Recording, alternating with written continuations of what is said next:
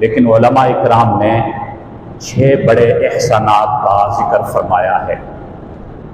پچھلے 5 جمعوں کے بیان میں ہم نے 5 حضور صلی اللہ علیہ وسلم کے بڑے احسانات کا ذکر کیا۔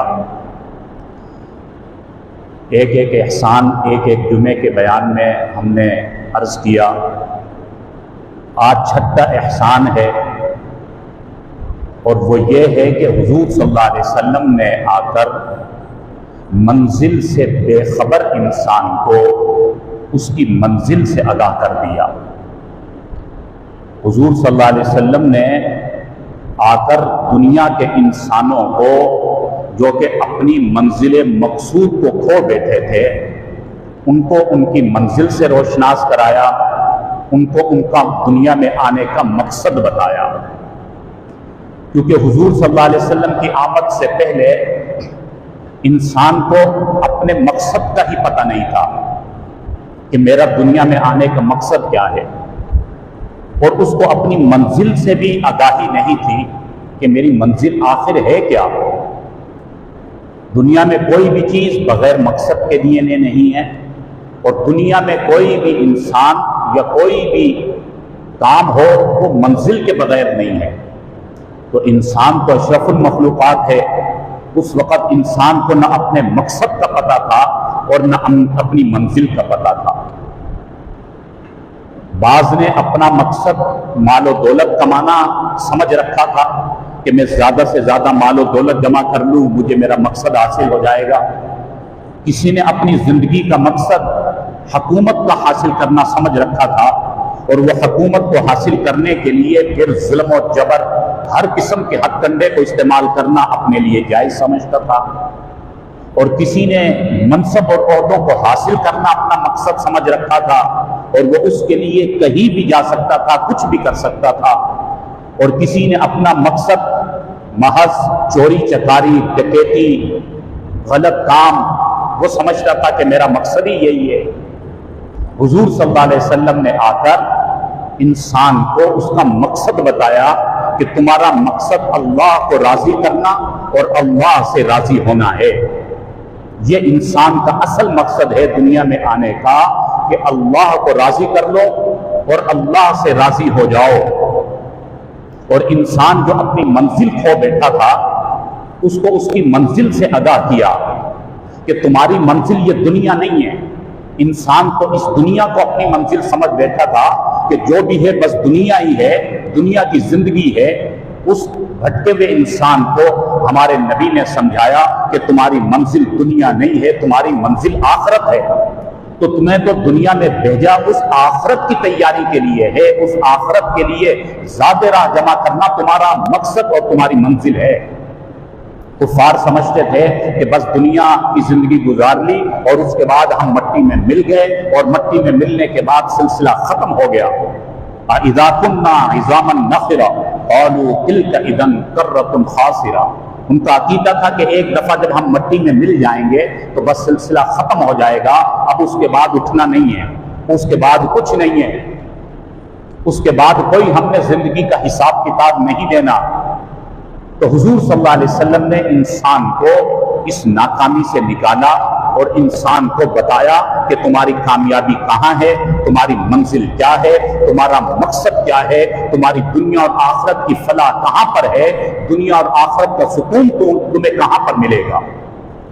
یہ اس دنیا پر حضور اکرم صلی اللہ علیہ وسلم کا بہت بڑا احسان ہے۔ اگر یہ احسان نہ ہوا ہوتا تو آج تک انسان اپنی منزل سے بے خبر ہوتا، اپنے مقصد کے بغیر زندگی گزار رہا ہوتا۔ تو اصل مقصد بتلایا، وہ مقصد ہے اللہ کو راضی کرنا، اور اللہ راضی ہوں گے کب؟ جب اللہ کے حکم کے مطابق زندگی گزاری جائے گی۔ وما خلقت الجن والانس الا لیعبدون۔ اللہ تعالیٰ نے دنیا میں آنے کے ہمارے مقصد کو بتایا، انسان کو دنیا میں بھیجنے کے مقصد کو سمجھایا، اور وہ اللہ کی بندگی ہے، اللہ کے حکم کو پورا کرنا، اللہ کی مان کر چلنا، رب چاہی زندگی گزار کر اپنی آخرت کو بنانا، نہ کبھی ختم ہونے والی زندگی کو سنوار لینا، یہ انسان کا مقصد ہے۔ اور یہ مقصد کس طرح پورا ہوگا؟ پھر حضور صلی اللہ علیہ وسلم نے اپنی پوری زندگی میں عمل کر کے دکھایا۔ حضور کی پوری سیرت ہمیں بتلا رہی ہے، اس میں حضور صلی اللہ علیہ وسلم نے زندگی کے تمام معاملات میں امت کو بتلایا کہ تمہیں اپنے مقصد پر چلنے کے لیے یہ عمل کرنا ہوگا، اللہ کو راضی کرنے کے لیے یہ اعمال کرنے ہوں گے، یہ طریقے اختیار کرنے ہوں گے، تم اپنے مقصد کو پا جاؤ گے۔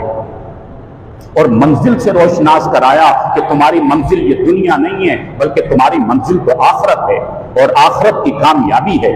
یہ دنیا کی کامیابیاں عارضی کامیابیاں ہیں، یہ ختم ہو جائیں گی۔ جب موت کا وقت آئے گا تو پھر دنیا میں کوئی کتنے ہی بڑا بادشاہ کیوں نہ ہو، کتنے ہی بڑے منصب اور عہدے کا مالک کیوں نہ ہو، بالآخر وہ دنیا چھوڑ دے گا۔ اس کے پاس چاہے دنیا کی کتنی ہی آسائشات کیوں نہ ہو، وہ دنیا کی کتنی بڑی طاقت کا مالک کیوں نہ ہو، کتنا ہی لاکھ و لشکر کیوں نہ رکھتا ہو، لیکن جب وقت آئے گا تو وہ دنیا اس کو چھوڑنی پڑے گی۔ تو دنیا ہماری منزل نہیں ہے، ہماری منزل تو آخرت ہے۔ قرآن کریم میں جگہ جگہ پر اسی بات کو سمجھایا گیا، اور حضور صلی اللہ علیہ وسلم نے امت پر اسی بات کی محنت فرمائی کہ اس دنیا کے پیچھے مت دوڑو بلکہ آخرت کو اپنے مد نظر رکھو۔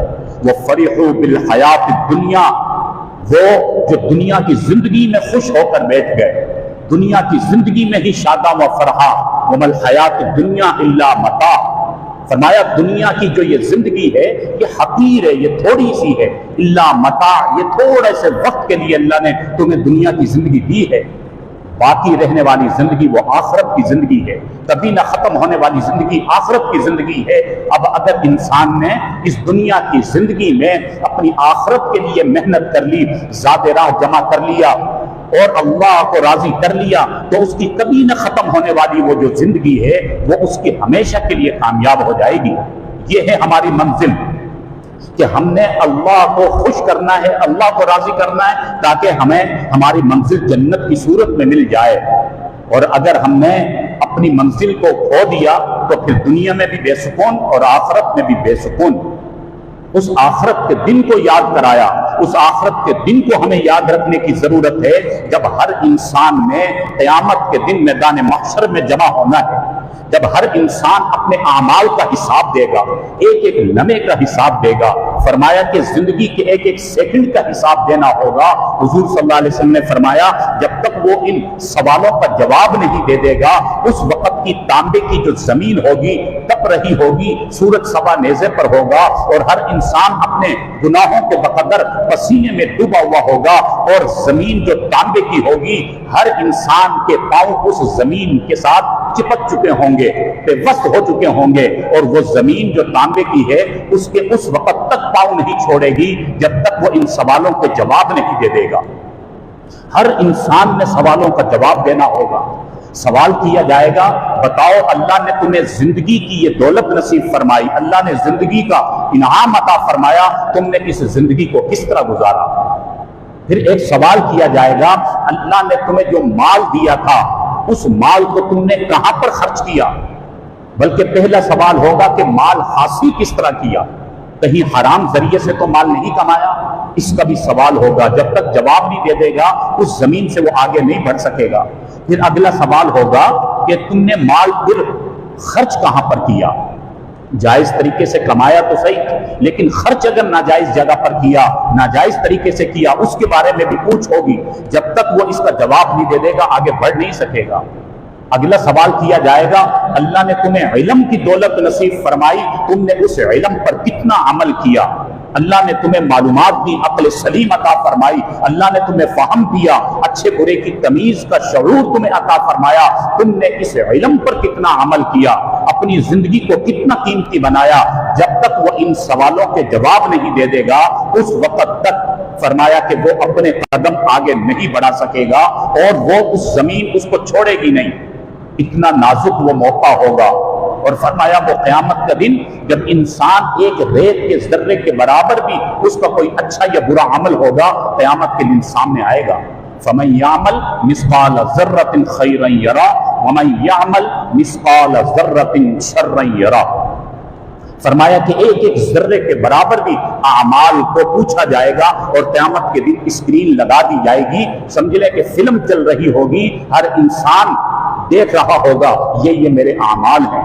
اس وقت حدیث میں آتا ہے انسان انکار کرے گا، یا اللہ میں نے یہ گناہ نہیں کیا، میں نے دنیا میں یہ کام نہیں کیا، پھر اللہ انسانی اعضاء کو قوت گویائی عطا فرمائیں گے، انسانی اعضاء بولیں گے، یہ ہاتھ کو اللہ زبان دے دیں گے، یہ ہاتھ بولیں گے یا اللہ یہ جھوٹ بولتا ہے، ہم ہاتھوں کے ذریعے اس انسان نے یہ گناہ کیے، آنکھوں کو اللہ زبان عطا فرما دیں گے، یہ زبان ہمارے خلاف گواہی دیں گی، یا اللہ یہ جھوٹ بولتا ہے، اس نے مجھ آنکھوں کے ذریعے سے یہ گناہ کیا، یہ گناہ کیا، یہ گناہ کیا۔ انسان کے دماغ کو زبان مل جائے گی، انسان کا دماغ بولے گا، انسان کے پاؤں بولیں گے، انسان کی زبان بولے گی، انسان کے کان بولیں گے، انسان کے تمام اعضاء ایک ایک چیز کے بارے میں وہاں پر بتا رہے ہوں گے۔ اس وقت انسان کہے گا ہائے میرے یہ اعضاء نے ہی مجھے مروا دیا، میں دنیا میں انہی اعضاء کے لیے کرتا رہا اور میں نے اپنی آخرت کو فراموش کر دیا، یہی اعضاء میرے خلاف گواہی دے رہے ہیں۔ تو ہمیں اس آخرت کو یاد رکھنا ہے، ہماری منزل وہ آخرت ہے، آخرت کی تیاری ہے، اور ہمارا مقصد اللہ کو راضی کرنا اور اللہ سے راضی ہونا ہے۔ حضور صلی اللہ علیہ وسلم نے اسی بات کی محنت فرمائی اور یہ احسان دنیا پر احسان عظیم فرمایا کہ لوگوں کو ان کی منزل سے روشناس کرایا اور لوگوں کو ان کا مقصد بتایا، اور پھر اس کا نتیجہ یہ نکلا کہ ان لوگوں نے جنہوں نے حضور صلی اللہ علیہ وسلم کی دعوت کو قبول کیا ان کی زندگیاں بدل گئی، اللہ نے ان کی کایا پلٹ دی، اللہ نے ایسا ان کی زندگیوں میں انقلاب پیدا کیا کہ انہوں نے وہ ساری برائیاں، وہ معاشرے کی ساری خرافات کو لات ماری اور اللہ کو ایسا راضی کیا، اللہ کے حکموں کو ایسا پورا کیا کہ اللہ نے دنیا میں ہی ان کے لیے اعلان کر دیا رضی اللہ عنہم ورضوا عنہ، کہ یہ اللہ سے راضی ہے اور اللہ ان سے راضی ہو گیا۔ اللہ اکبر، کتنے بڑے شرف کی بات ہے، اور اللہ نے ان ماننے والوں کے لیے، ان صحابہ اکرام کے لیے جنہوں نے حضور کی دعوت کو قبول کیا، ان کے لیے دنیا میں ہی جنت کی سندوں کا اعلان کر دیا، یہ جنتی ہیں، وَكُلًّا وَعَدَ اللَّهُ الْحُسْنَى، ان سب کے ساتھ اللہ کا یہ وعدہ ہو گیا۔ تو میرے مسلمان بھائیوں، وہ منزل، وہ مقصد کہ جو ہمارے نبی صلی اللہ علیہ وسلم نے اس امت کو دیا، آج اگر اس منزل کو ہم بھی اپنے سامنے رکھیں گے، اسی مقصد کے تحت زندگی گزاریں گے تو کامیاب ہوں گے، ورنہ ناکام ہیں، اس دنیا میں بھی ناکام ہیں، آخرت میں بھی ناکام ہیں۔ ہم موجودہ معاشرے پر نظر دوڑائیں، اس وقت کے حالات کو دیکھیں، انفرادی اور اجتماعی زندگی کو دیکھیں، ہم اس وقت جن مسائل کا شکار ہیں، جن مشکلات کا شکار ہیں، جس بے سکونی کا شکار ہیں، اس کی اصل وجہ یہی ہے کہ ہم بھی اس وقت اپنی منزل کو بھول چکے ہیں۔ وہ منزل آخرت تھی، ہم نے آخرت کو چھوڑا اور دنیا کے پیچھے لگ گئے۔ دنیا بقدر ضرورت، بقدر مقدر وہ مل کر رہے گی، جائز طریقے سے دنیا کو کمانا منع نہیں ہے، لیکن دنیا ہی کو اپنا مقصد بنا لینا، دنیا ہی کو اپنی منزل سمجھ لینا، یہ وہ بہت بڑا خسارہ ہے، یہ وہ بہت بڑی بھول ہے جس میں آج کا انسان بھی مبتلا ہو چکا۔ لہٰذا ہم سب نے اپنی انفرادی اور اجتماعی زندگی پر غور کرنا ہے، کہیں زمانہ جاہلیت کی طرح ایسا تو نہیں ہے کہ ہم بھی اپنی منزل کو کھو بیٹھے ہوں، ہم بھی اپنے مقصد کو فراموش کر بیٹھے ہوں، اسی لیے ہم اتنے پریشان ہیں۔ تو آج بھی اللہ نے ہمیں شعور دیا، سمجھ عطا فرمائی، آج بھی ہم اپنے مقصد کی طرف لوٹ سکتے ہیں، اپنی منزل کو حاصل کر سکتے ہیں، کیونکہ آخری نبی کے صدقے اللہ تعالیٰ نے توبہ کی ایک عظیم طاقت اس امت کو نصیب فرمائی ہے۔ سچے دل کے ساتھ جو توبہ کرے گا، حدیث میں آیا، وہ ایسا ہو جائے گا جیسے اس نے کبھی گناہ کیا ہی نہ ہو۔ تو اگر ماضی میں بہت خرابیاں ہو گئی، گناہ ہو گئے، تو آج بھی اگر سچے دل کے ساتھ توبہ کر لیں اور اپنے مقصد پر آ جائیں، اپنی منزل کو تلاش کر لیں، تو آج بھی اللہ کی مدد و نصرت ہمیں حاصل ہو سکتی ہے۔